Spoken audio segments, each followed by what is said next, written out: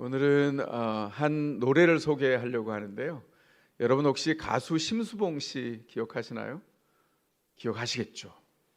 예, 가수 심수봉 씨 주옥 같은 명곡들을 많이 남겼지만 그 중에 이분이 예수를 믿은 다음에 라트비아 원곡의 멜로디만 가져고 와서 번안해서 가사를 완전히 자기의 신앙 고백을 붙여서 부른 노래가 있어요. 저도 수년 전에 알게 됐는데 그 노래가 백만송이 장미라고 하는 노래입니다.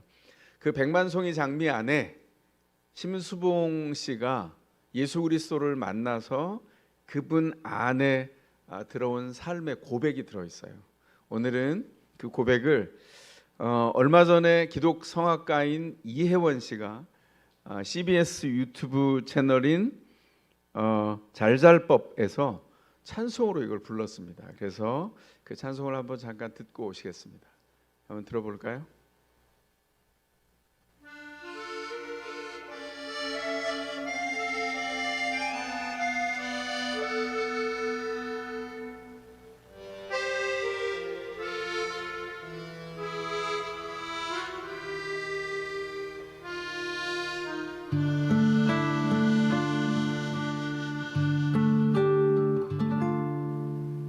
먼 옛날 어느 별에서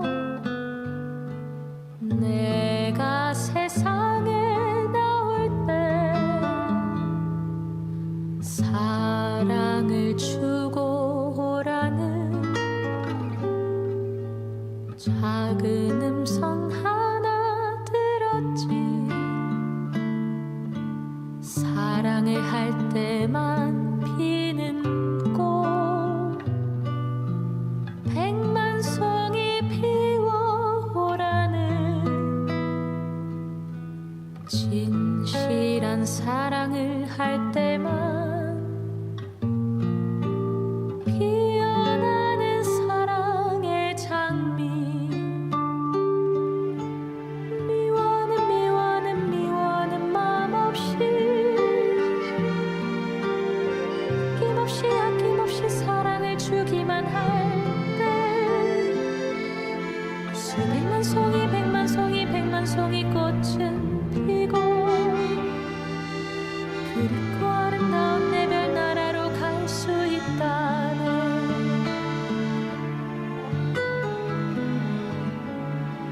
진실한 사랑은 뭔가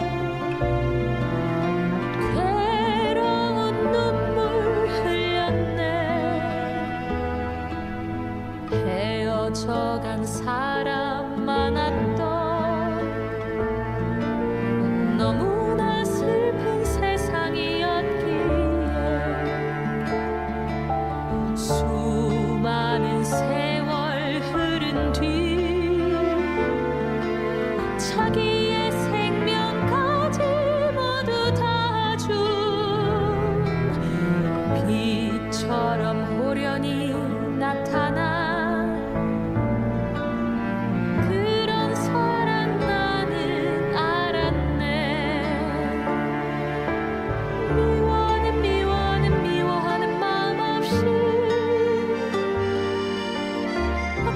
아낌없이 사랑을 주기만 할 때 백만송이 꽃은 피고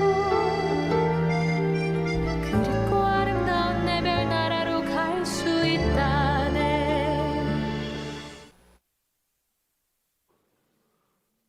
아쉬워서 어떡하죠?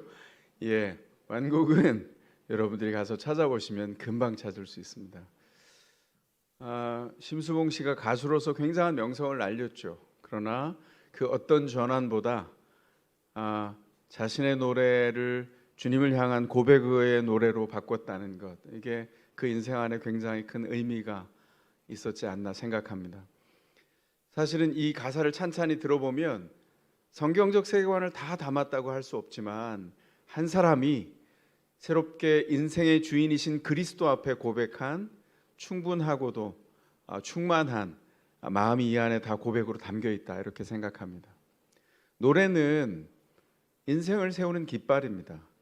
요즘은 그렇게 안 물어보지만 옛날엔 이런 질문들을 했어요. 뭐 이렇게 조금 서로 이렇게 즐기는 자리에서 당신 18번이 뭐요? 이렇게 질문했던 적이 있어요. 당신의 마음속에 있는 늘 부르는 노래가 뭡니까? 이렇게 묻는 거거든요. 뭘 물어본 거죠? 그 사람의 인생의 방향이 어디를 지향하고 있는지를 물어본 거예요. 우리에게 어떤 노래가 있을까요?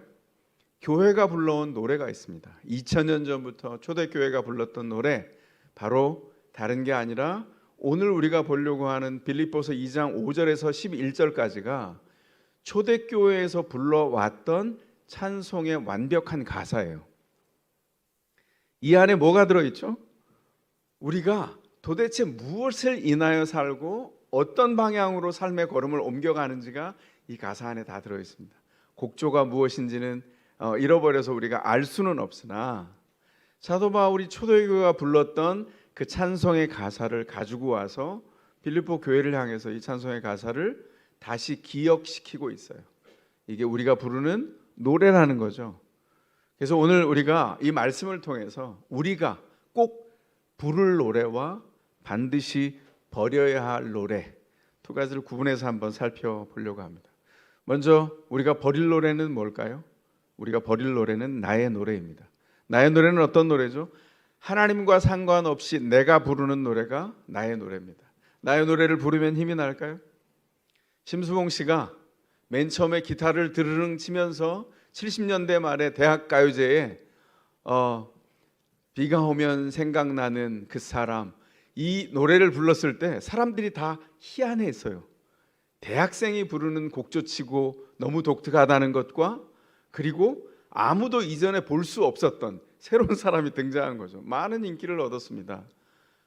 그런데 그 노래를 불렀던 심수봉 씨가 그 노래가 그가 불러야 할 영원한 노래였을까요? 그 노래가 아니었고 백만송이 장미는 고백 안에 담겼던 그의 믿음의 노래가 됐죠. 나의 직관을 믿으면, 내 판단을 믿으면, 그래서 내가 판단해서 하나님처럼 살면, 모든 것을 결정하게 된다면 행복할까요? 그 노래를 부르면 정말 그게 나의 힘이 될까요? 이 질문에 대한 성경의 대답은 또렷합니다. 뭘까요? 성경의 대답은 아니요입니다. 절대 그렇지 않습니다. 인생을 내 맘대로 사는 노래, 그것은 신자의 노래가 아니기 때문입니다. 오늘 빌립보라고 하는 지역에 있는 그리스도를 믿는 교회에 전해진 편지입니다. 빌립보 교회가 언제 세워졌죠? 사도 바울이 예수를 믿고 1차 전도 여행을 아시아에서 끝낸 다음에 두 번째 전도 여행을 준비합니다. 그 중에 환상을 봤어요.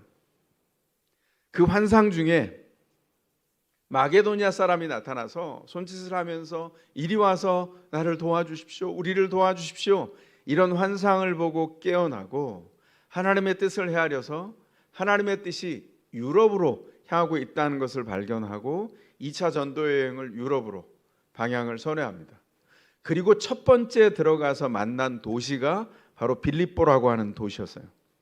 빌립보에 들어가자마자 한 여인을 만납니다. 이 여인은 당시에 옷감을 염료를 들여서 생산해내는 염료회사의 운영자였던 루디아라는 사람이었어요.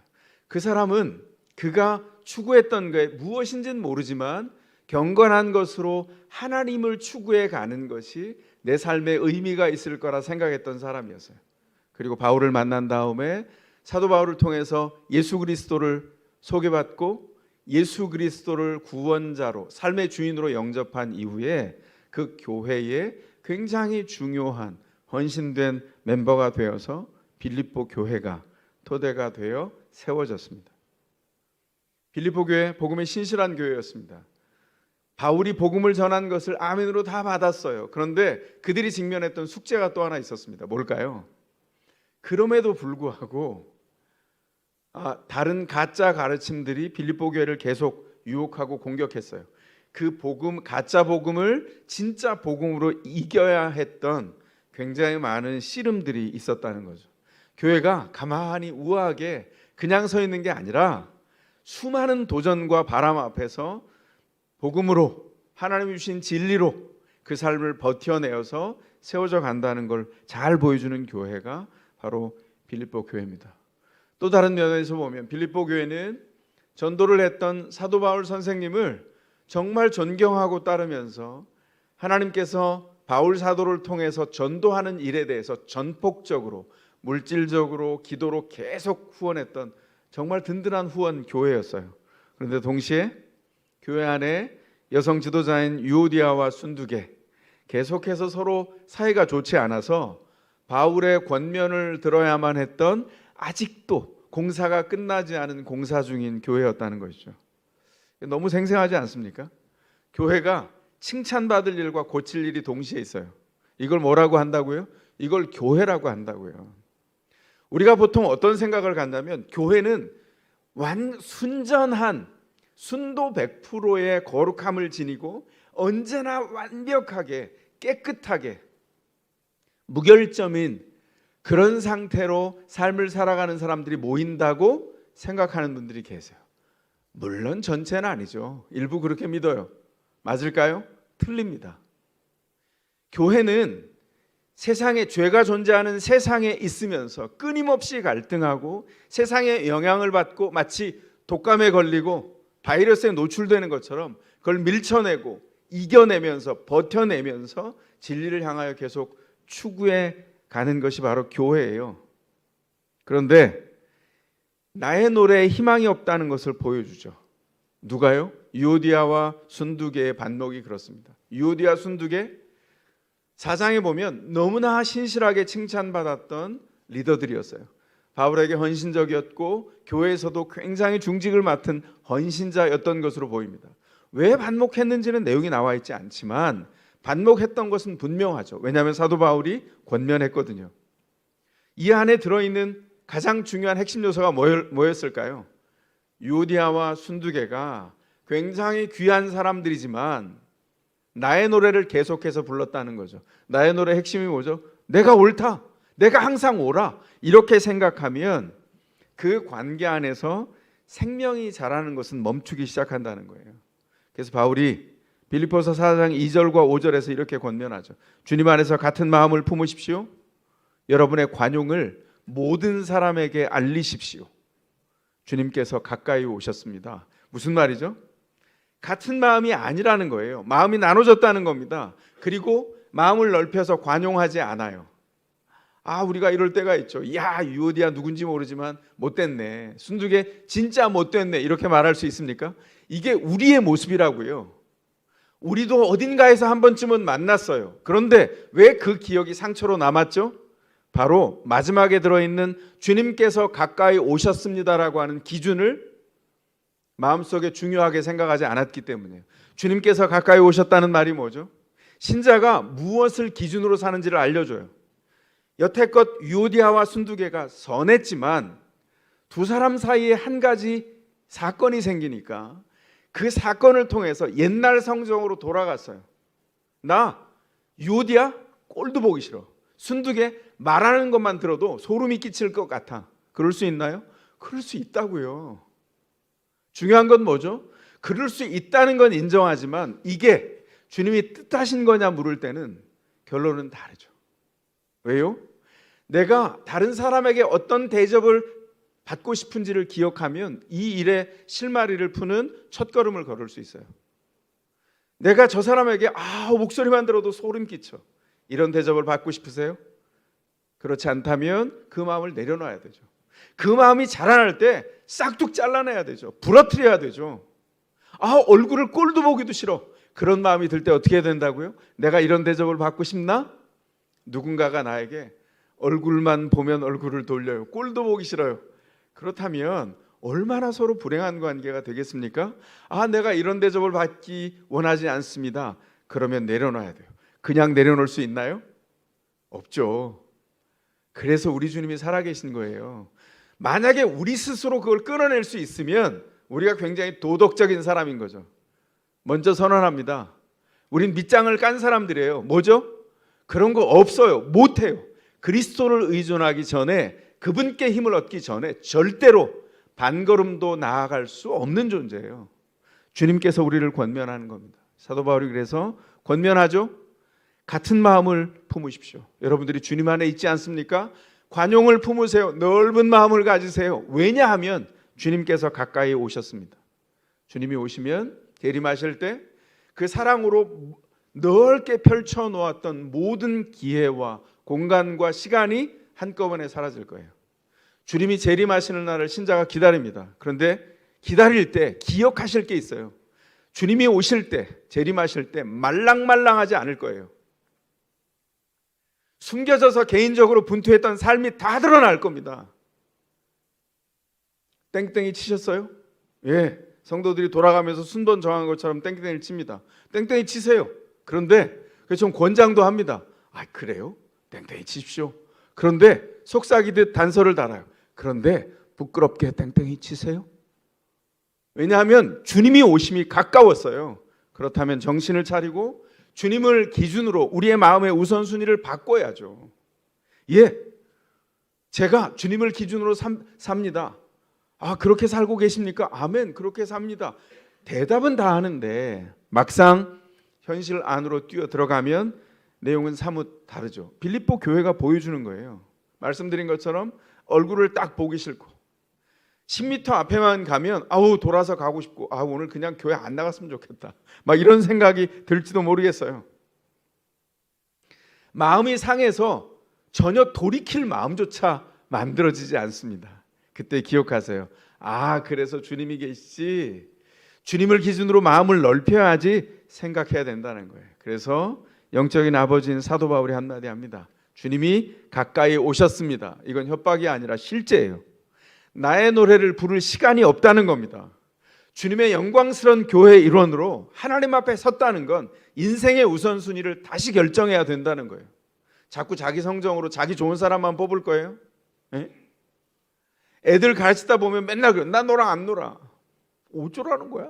옆에서 보죠. 근데 웃죠. 왜요? 애들한테는 잘할 기회가 있잖아요. 안 놀아. 그럴 수 있지. 근데 친구 왜 안 놀아? 친구가 자기 혼자만 다 가지고 놀라고 해요. 아, 그래?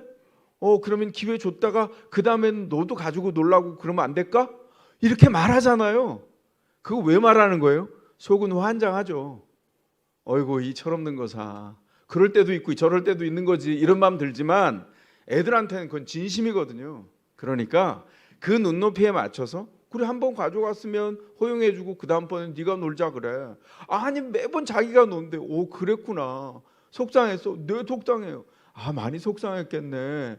그러면서 한 걸음씩을 걸어가는 거죠. 아이들이 그렇게 배우는 거예요. 정말 완벽한 상황에서 묵인실에서 애들이 자 놀자 그러면 아이들이 지금은 네가 놀고 다음엔 네가 원하면 네가 또 놀고 그 다음엔 네가 또 놀 거야. 주변 사람들이 다 그렇게 허용해 줍니까? 그런 애들은 없죠. 그건 아이가 아니에요. 비정상입니다. 성장하는 중에 그 모든 과정 안에 실제로 함께하면서 모순과 어려움들을 끌어안고 영광스러운 교회로 성장하려면 뭐가 필요해요? 그 사람은 그 사람에게 맡겨두고 내 신앙의 우선순위를 결정하는 게 필요하다는 것이죠. 먼저 내 감정이 상했어요. 이 감정이 우선순위 1번이 아니라 주님의 노래가 뭐지? 주님이 내 감정을 어떻게 다루기를 원하시지? 아, 참으래, 인내하라 말씀하셔. 헤아려 보래. 왜 그 사람이 그렇게 하는지. 그리고 헤아리면서 시간을 보내고 시간을 지나다 보면 해결이 되죠. 교회 안에 굉장히 불행한 갈등에 대한 예가 있는 거 아시죠? 한국 교회는 없어요. 제가 목회했던 이민교회 돌아다녔던 전설입니다. 전 목회할 때 그거 유쾌하지 않았어요. 우스갯소리가 결코 아니기 때문이죠. 어떤 교회가 부흥을 했답니다. 사람들이 늘어나서 뻑뻑뻑 앞에까지 앉으니까 우리 그랜드 피아노가 아래 있죠. 이 피아노가 아래 있으면 안 돼서 피아노를 강단 위로 올리자. 그랬더니 그 한 장로님이 그렇게 주장을 했더니 또 다른 장로님이 아니 거룩한 강단에 어떻게 피아노를 올리냐. 성가대를 올리자. 성가대가 어떻게 올라가냐. 목사님만 올라가는 곳이다. 뭐 이랬다는 거예요. 여러분 그런 전통에서 자랐나요? 이 강단은 신발 벗고 올라가는 교회가 지금도 있습니다. 제가 비난하려고 그러는 거 아니에요. 그 전통이 남아있는 거예요. 저희는 어떻게 하죠? 신발을 신고 올라옵니다. 여러분들도 올라오셔도 돼요. 왜냐하면 이 구분이 거룩함의 구분선이 아니라는 걸 우리는 성경을 통해서 알기 때문입니다.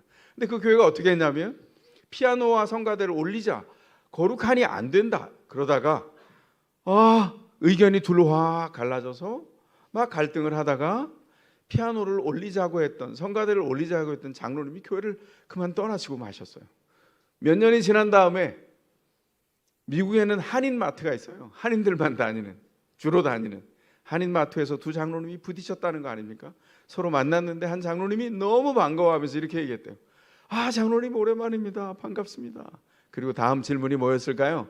장로님, 우리 그때 장로님이 피아노를 올리자고 했어요? 제가 올리자고 했나요? 이렇게 질문을 했다는 거예요. 제가 웃은 소리가 아니라고 했더니 안 웃으시는군요. 이게 웃긴 소리가 아니죠. 왜냐하면 정말 귀중하게 여겨야 했던 그 사람이 빠지고 사건과 이슈만 남았어요. 그건 복음이 없는 교회입니다. 어떤 문제가 있는 거죠? 주님이 가까이 오셨습니다라고 하는 그 조건문을 읽지 않고 있는 거예요. 그래서 내 노래를 계속 부르는 거죠. 자기 감정을 과다하게 다 거기다 사실은 다 투영해서 자기 의견을 관철시키려고 그래요. 아니요, 그건 교회가 아니에요. 내 의견을 관철시키는 것이 아니라 하나님의 뜻이 무엇인지를 분별해야 됩니다. 그러면 개인에겐 간단한 결심이 필요하죠. 뭐죠? 내가 단순하게 내 감정을 내려놔야겠구나. 주님 뜻을 따라야겠구나. 네, 저는 단순하게 결정했어요. 주님 뜻을 따르겠습니다. 그러면 바보가 된 것 같아요. 세상에선 그렇게 하지 않기 때문이죠. 믿음 안에서 그렇게 했어요. 주님께서 우리 가운데 오시면 우리의 복잡한 그런 감정을 우선순위 1번에서 아래로 내리는 겁니다. 주님의 뜻을 1번으로 올리고 판단해요. 그러면 마음은 여전히 복잡하죠. 예수 믿는 사람들도 다 마음이 복잡합니다. 저만 복잡해요? 여러분들도 복잡하잖아요. 우리 그렇게 단순한 존재 아니에요. 그런데 왜 단순하게 판단하냐면 복음이 우리를 그렇게 주님의 뜻으로 인도하기 때문이죠. 주님의 노래가 우리를 바꿨기 때문에 복잡하지만 먼저 단순하게 주님 앞에 교회를 세우는, 상대방을 관용하는, 유오디아를 마주치는, 순두개를 끌어안는 그런 결정들을 해야 된다는 거예요. 이유가 뭡니까? 우리가 노래가 바뀐 사람들이기 때문입니다. 이 일을 성경이 얘기하고 있어요. 두 번째로 우리가 그럼 부를 노래가 뭘까요? 우리가 부를 노래는 그리스도의 찬가입니다. 아까 서두에서 말씀드린 것처럼 빌립보서 2장 5절에서 11절이 그리스도의 찬가를 이야기하고 있어요. 우리가 예수를 믿었다는 것, 구원받았다는 것이 도대체 무슨 뜻일까? 하나님은 어떤 행동을 하셨고 그 행동은 어떤 결과를 가져왔나? 그분은 하늘의 특권을 다 포기하셨어요. 그리고 그 모든 부유함을 가지고 오셔서 우리에게 나누어 주시고 그분은 가난해지셨습니다. 이게 성탄에 예수님이 오셔서 십자가에서 이루시고 부활로 증명하신 우리 안에 주어진 성탄 선물, 구원의 선물입니다. 이 복음의 핵심이 오늘 본문 이 찬송가 가사 속에 담겨 있어요. 왜 교회는 이런 노래를 부를까요? 왜냐하면 십자가가 우리의 인생을 바꿨고 그리고 새 생명이 영원히 세워진 곳이 바로 십자가이라는 것을 우리가 알기 때문입니다. 마틴 루터가 이렇게 얘기했죠. 십자가는 경이로운 놀라운 맛교환의 장소다. 뭐가 교환됐다는 거예요? 예수께 죄를 가지고 우리가 나아갑니다. 그러면 주님은 우리에게 용서를 선물로 주세요. 주님께 상처를 가지고 나아갑니다. 그러면 우리에게 치료를 머리에서부터 발끝까지 부어주세요. 우리의 가난함을 가지고 주님 앞에 나아갑니다. 하나님, 저는 파산입니다. 저로서는 살 수 없어요. 그럴 때 아니야, 너는 예수로 인하여 삶의 주인이 바뀐 새로운 삶을 살게 되었어. 우리에게 부유를 선물합니다. 삶의 주인이 예수로 바뀌었다는 것을 받아들이는 순간 우리가 얼마나 부유한 자가 됐는지를 알게 하시죠. 염려를 가지고 나아갔더니 평안을 돌려주시고 열등감을 가지고 나아갔더니 당당한 자존감으로 우리를 세워주셨어요.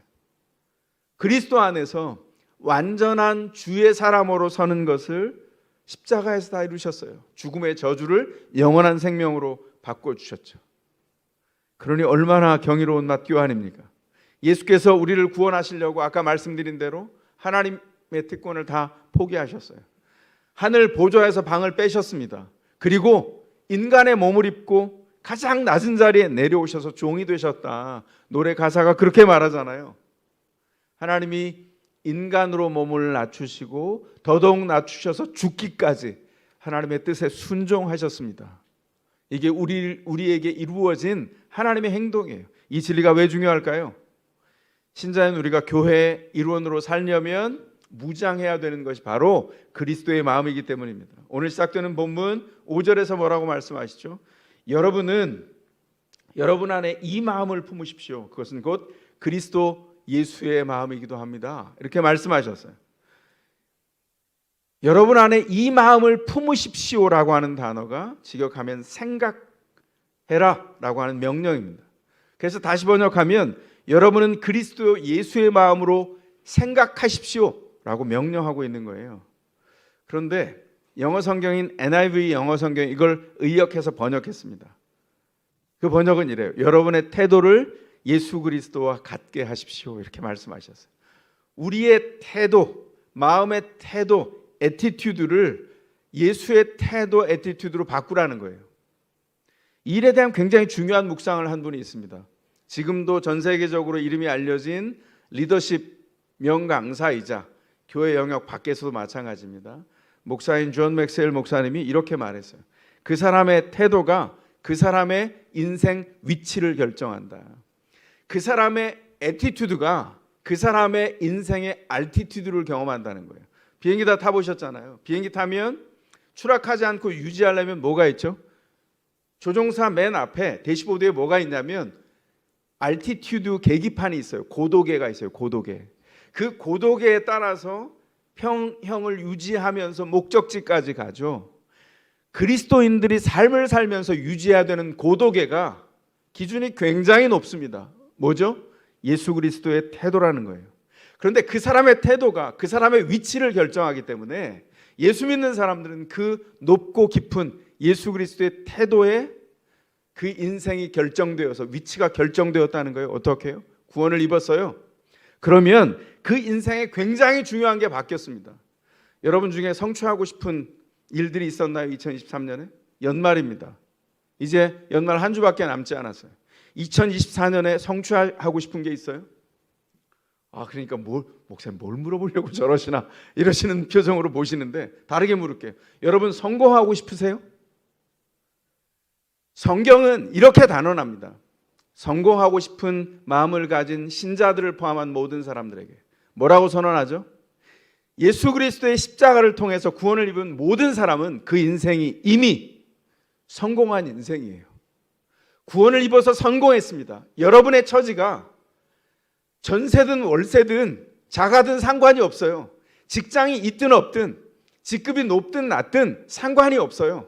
병들었든 건강하든 상관없이 성경은 뭐라 그런다? 예수 안에 선 사람이 성공한 인생이다. 신자들이 여기서부터 인생을 출발합니다.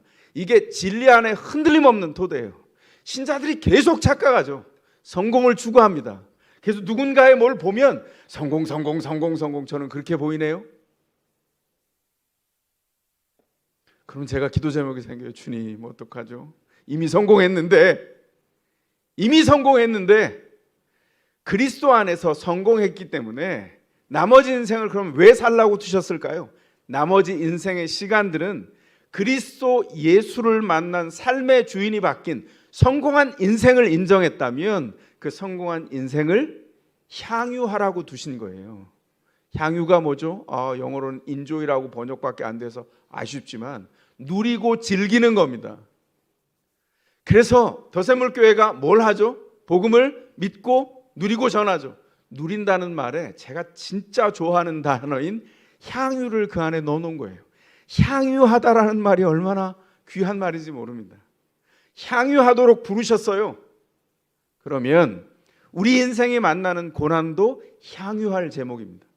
인생이 만나는 도전도 향유할 제목이에요. 기뻐할 일들도 하나님의 뜻 안에서 향유하는 거지 여러분들이 마음대로 쓰고 물고 빨고 즐기고 자기 마음대로 원하는 대로 가라고 주신 게 아니다. 그러다 쪽박찹니다. 지금 제가 이 말씀을 드리는 이유는 너무나 오랫동안 성경의 세계 안에 성공관을 이야기하는데도 다른 쪽으로 자꾸 가서 제가 명징스럽게 말씀드리는 거예요. 성공을 추구할 수 있죠. 다른 말로 바꾸십시오. 성공이 아니라 이미 성공한 그리스도 안에 들어온 인생이 성취하려고 하는 게 있어요. 왜 제가 믿음은 과정이다, 결과는 덤이다 얘기할까요? 믿음은 이미 성공했기 때문에 나머지의 모든 과정들, 성취의 결과조차 덤이에요. 믿음은 그 과정을 통해서 향유하는 일입니다. 그럼 얘기가 많이 바뀌죠? 여러분들이 뭘 가지고 부부가 다퉈요? 목적하는 게 있어서 성공하고 싶어서 아내와 남편이 열심히 하는데 아내가 말을 안 듣고 남편이 말을 안 들어서 서로 얼굴 바라보면서 왼수처럼 여기잖아요. 당신 때문에 성공을 못해. 우리 가정이 이렇게 불행한 거야. 그리고 자꾸 탓을 해요. 그런가요? 돌아보면 아닌데. 그죠? 누구 탓도 아니었어요. 뭐가 진짜 문제죠? 그 안에 유포된 거짓 복음이 있는 거예요. 아, 이렇게 살아야 잘 산다. 사람들이 자꾸 얘기하고 그게 성경인 것 같아요. 왜 속는 줄 아세요? 왜 속을까요? 여러분들이 그걸 믿고 싶기 때문이에요. 여러분 기억하십시오. 성경이 분명하게 말한 우리의 태도, 성공의 기준, 예수 그리스도 안에서 구원받은 예수가 삶의 주인 된 모든 사람들이 이미 성공했어요. 그게 우리가 누릴 태도입니다. 그 예수 그리스도의 태도를 유지한다면 그 애티튜드가 여러분의 인생의 고도, 알티튜드를 결정지을 거예요. 여러분의 위치를 결정지었어요. 예수님의 태도를 노래하고 배우는 사람, 예수님의 태도를 노래하고 사는 사람, 예수님이 주신 새로운 인생 고도에 진입한 사람입니다. 새로운 인생의 높이와 위치가 결정된 사람이에요. 비행기는 고도를 유지하지 못하면 추락하죠. 신자도 마찬가지예요. 예수님의 마음, 예수님의 태도, 그 태도가 우리의 인생의 위치를 결정합니다. 성공하고 싶다가 아니라 지금 묻겠습니다. 여러분은 예수 그리스도를 삶의 주인으로 영접했습니까? 그렇다면 여러분의 인생은 성공했습니까? 그렇다면 속지 마세요. 이제 단어를 바꾸세요. 성취할 목표가 있을 수 있어요. 그 성취가 이루어지지 않아도 오늘 내 행복은 뺏어갈 수 없습니다. 왜냐하면 내가 그리스도 안에 있기 때문이죠. 그 성취의 과정 안에 모든 과정의 하나하나가 눈물 나는 분투도 눈물 찔끔 나도록 너무 기쁜 일들로 다 주님 앞에 향유하라고 주신 특권임을 기억하시고 그 순간순간을 누리지 않으면 인생은 남는 게 아무것도 없어요. 대한민국에서 평생 직장에서 성실하게 일하고 은퇴한 분들이 왜 어려워하죠? 인생에 뭘 해야 될지를 모른다는 거예요. 왜 그럴까요? 그 과정을 누려본 적이 없거든요. 목표를 향해서 하루하루 달려왔어요. 그 인생의 과정을 누리지 않는다면 우린 너무 불행한 존재입니다. 주님은 권면합니다. 그 과정을 예수의 태도로 누리고 그 고도를 유지하라고 말씀하세요. 현실 안에 적용해 볼까요? 성경은 이렇게 말하는 거예요. 예수님처럼 슬퍼하라는 겁니다. 어떻게 예수님처럼 슬퍼하는 거죠? 인생을 유치원 졸업 이후에 다 우울함과 슬픔이 채워져 있죠. 그죠? 대부분의 성분이. 가끔 즐거워요. 맛있는 거 먹을 때 정말 매운 떡볶이 먹을 때 저는 싫어합니다만 엽기 떡볶이 이런 거 먹으면서 막 혓바닥에 바늘로 찌는 것 같은 그런 통증을 느끼면서 땀을 짤짤 흘리면서 좋아하죠. 그런 작고 유치한 순간 빼놓고는 인생이 고통과 우울함과 슬픔이 점철돼 있어요. 우울한 일 천지입니다. 그때 뭘 하라고요? 그리스도를 생각하라고요. 예수 그리스도로 인하여 달라진 신분을 기억하라고요. 예수님의 태도를 기억하라고요. 그럼 우리의 위치가 결정돼요. 우린 우울과 슬픔 속에 오셔서 함께 하신 주님으로 인하여 인생이 성공한 사람입니다.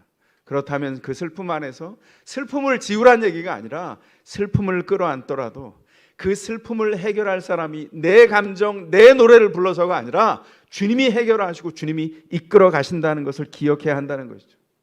주님 안에서 우리의 슬픔이 새로운 인생의 성숙으로 바뀌어서 열매 맺기 시작합니다. 이건 예수님의 태도를 배우고 노래하는 사람만 누리는 거예요. 예수님 안에서 기뻐하라 해요. 우린 보통 언제 기뻐하죠? 내가 원하는 일이 내가 원하는 타이밍에 이루어질 때 기뻐합니다. 그렇게 기뻐하는 거 세상 사람들 다 해요. 물론 드문 일이죠. 로또 맞을 만큼 드문 일이에요.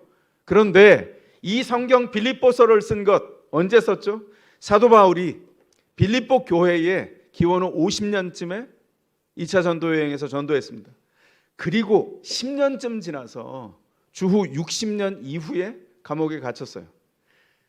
10년 된 교회를 향하여서 방문하고 싶은데 편지를 쓰고 있죠. 감옥에 있어요. 근데 뭐라고 편지에서 얘기하죠? 기뻐하라. 주 안에서 다시 말하노니 기뻐하라. 이게 빌립보서 메시지의 핵심입니다. 어떻게 감옥에 있는 사람이 기뻐할 수 있습니까? 그리스도의 노래를 부르는 사람만 이 일이 가능하다고 얘기해요.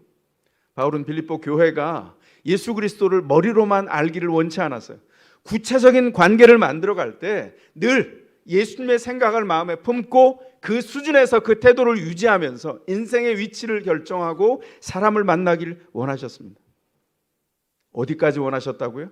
이 노래 가사에 보면 십자가에 죽기까지 순종하시는 예수님을 따라 예수님과 같이 먼저 섬기는 자리에 있기를 원했어요. 이게 가능할까요? 작고 시시콜콜한 관계에서든 무슨 일을 만나든 먼저 예수님을 마음에 품고 섬길 때 그 안에 영적인 생명의 열매가 맺혀지기 시작해요. 지난주에 말씀드린 것처럼 육신의 잣대를 가지고 사람을 대하는 것 세상에서 다 했잖아요. 그리고 거기서 힘센 것과 작은 것의 우열 안에서 그렇게 핍박을 받고 멸시를 당하고도 믿음 안에서 똑같이 그렇게 살려고 합니까? 착각이죠. 속는 거예요. 어떻게 해야 되죠? 육신의 잣대를 내려놓는 겁니다. 그리스도의 잣대를 가지고 그리스도의 태도를 가지고 관계를 맺을 때 나아가라는 거예요. 사람들을 만날 때, 김집사, 이집사를 만날 때 주님의 생각이 사라지고 서로 섬기지 않는 것, 저 사람이 나를 섬겼으면 좋겠는데 나는 도저히 못 섬기겠어, 이런 마음이 있다면 얼마 지나지 않아 그 관계 안에 뭐가 생길까요? 영적인 불모지가 만들어질 거예요. 내가 참아내지 않는데 그리스도의 사랑이 어디서 증명되겠습니까? 여러분이 머릿속에 있는 걸 입으로 아무리 뱉어봐야 상대방은 믿지 않습니다. 왜냐하면 여러분의 삶에서 증명되지 않았거든요. 복음은, 그 힘은 우리의 삶의 모든 곳에서 등장합니다. 입에 있었다면 손과 발과 우리의 가슴을 통해서 10배, 20배로 부지런히 움직여서 그 생명을 돕는 일로 나타나야 할 거예요. 필요한 게 무엇인지 오리를 가라 하면 십리를 가라 했던 예수님의 가르침처럼 그 사람을 위해서 뭘 도와줘야 될까? 마음속에서는 아우, 저거 나한테 하나도 해준 거 없는데, 이런 생각이 딱 떠오를 때, 야, 내가 기준을 뭐를 삼으라고 했지? 그 사람이 기준이면 그 사람이 네 하나님이야. 아, 그렇죠, 주님. 잘못했어요. 그럼 어떻게 하라고요? 내 마음을 품으라 그랬지. 아멘. 그러고 따라가는 거예요. 우리에게 실력이 없어서 주님께 의견을 묻고 계속 주님을 따라가는 것, 그게 믿음의 삶이라는 거죠. 제가 여러 책을 읽다가 발견했던, 오래전에 원전이 어디였는지 기억도 안 나요. PGA의 골프 선수였던 아프리카 짐바브웨의 닉 프라이스라고 하는 선수가 있었어요. 저는 이 사람 경기도 본 적이 없습니다. 그런데 이 이야기가 저에게 잊혀지지 않아요. 이 선수가 PGA 선수로 활동할 때 유명했던 이유가 슬럼프가 없는 선수였어요. 그래서 한 기자가, 아니 당신은 슬럼프가 없는데 그 비결이 뭡니까? 이렇게 질문을 했다는 거예요. 그 대답이 기가 막혔습니다. 이렇게 대답했어요. 제가 어렸을 때 제가 어려움을 당하잖아요. 끙끙대고 울고 있으면 아버지가 조용히 오셔서 이렇게 말씀하셨어요. 얘야, 어려워? 힘들면 휘파람을 불어라. 그래서 제가 게임이 어려울 때, 난관에 빠질 때, 슬럼프에 빠질만 하면 저는 휘파람을 붑니다. 아, 그 대답이 잊혀지지가 않았어요. 저는 이제 예수 통역기니까 어떻게 해석했을까요? 왜 잊혀지지 않았을까요? 우리의 휘파람은 예수 그리스도의 노래지, 확인하게 됐다는 거예요. 예수 그리스도의 태도, 예수 그리스도의 마음, 그것이 우리의 인생의 고도를 결정하기 때문입니다. 육신의 잣대로 살았던 것 어제로 좋게요. 손에 족족이 맞잖아요. 육신의 잣대로 판단하는 것 잠깐 기쁘고 나머지 얼마나 쓴 대답과 열매가 돌아왔어요. 불모지를 만났습니까? 이제 어떻게 하라고요? 그리스도의 잣대로, 예수의 태대로 인생의 고도를 유지하라고 주님이 우리에게 권면하고 계신 거예요. 올 한 해 여러분 어떠셨습니까? 좋은 일 많으셨나요? 나쁜 일이 더 많았나요? 너무 좋아서 평지를 랄라랄라라 이러면서 샬랄라 걸어가셨나요? 아니면 때로는 쩔뚝거리고 넘어졌다가 속상했다가 걸어가셨나요? 인생 탄탄대로였나요? 고난이 가득했나요? 그러면 다 전자보다는 후자 쪽에 더 많은 대답을 할 거예요. 인생이 원래 그렇습니다. 그런데 여기 복음이 있어요. 어려울 때 하나님을 더 기억할 수 있도록 그 낮아진 곳에서 주님이 우리를 만나게 하셨어요. 그래서 낮아진 곳에 주님이 임하셔서 우리 가운데 들어오셔서 우리를 부욕해 하셨죠. 그래서 우리가 확인했어요. 올 한 해 동안 뭐죠? 우리가 능력이 있어서 우리 힘으로 사는 게 아니라 낮아진 우리를 세우시는 그리스도의 은혜로 우리가 산다. 그렇다면 우리가 할 일은 명확하죠. 뭐죠? 예수 그리스도의 노래를 간직하고 때마다 어려울 때마다 게임이 풀리지 않을 때마다 그리스도의 찬가를 계속해서 부르는 일입니다. 아까 말씀드린 대로 우리 예수 통역기입니다. 세상이 우리 입에 콱 걱정을 전문용어 쓸게요. 콱 쳐넣어줍니다. 그럼 어떡하죠? 콱콱 씹어서 소화한 다음에 걱정을 평안으로 노래하기 시작해요. 세상이 우리에게 난관을 입속에 콱 쳐넣어줍니다. 그러면 콱콱 씹어서 소화한 다음에 그리스도의 은혜를 통해서 주님이 인도에 가시는 시온의 대로가 있다는 것을 믿고 노래를 부르며 걷는 거예요. 그게 주님께서 우리에게 가르쳐준 그리스도의 태도라고 하는 그리스도의 잣대입니다. 믿으십니까? 그렇다면 그 믿음 안에 여러분의 삶을 올려놔야 될 겁니다. 신자의 노래 인생 껍데기에서 절대 만들어지지 않습니다. 눈물 나고 힘겹고 고난을 한 번이라도 경험했다면 인생이 내 힘으로 이루어지지 않는다는 것, 껍데기를 장식해서 인생이 새로워질 수 없다는 것, 생명이 없다는 걸 깨달았어요. 그렇다면 알게 되죠. 영혼 깊은 곳에 임재하셔서 우리의 삶의 주인 되셔서 좌정하셔서 이끌어 가시는 예수 그리스도를 통해서 우리의 삶이 샘솟듯 일어날 수 있구나. 우리가 상황 때문에 노래하는 게 아니라 상황이 나아져서 노래하는 것이 아니라 상황 속에 임재하신 그리스도로 노래할 수 있게 되었구나. 달라진 생애를 주님 앞에 노래하게 된다는 것이죠. 신자의 노래 영원한 예수 그리스도의 찬가입니다. 이 노래를 2000년 전부터 불렀어요. 그 평범해 보이는 한 사람이 예수 안에 들어와 특별한 사람이 되어서 이 노래를 부르고 믿음 안에 세워졌고 오늘 우리에게 도전하셔서 우리를 세워 가십니다. 여기 세상 모든 사람들이 힘들고 지쳐 있을 때 노래하는 사람이 있어요. 그가 누굴까요? 그가 신자이고 그가 바로 저와 여러분 더샘물 교회의 신자들입니다.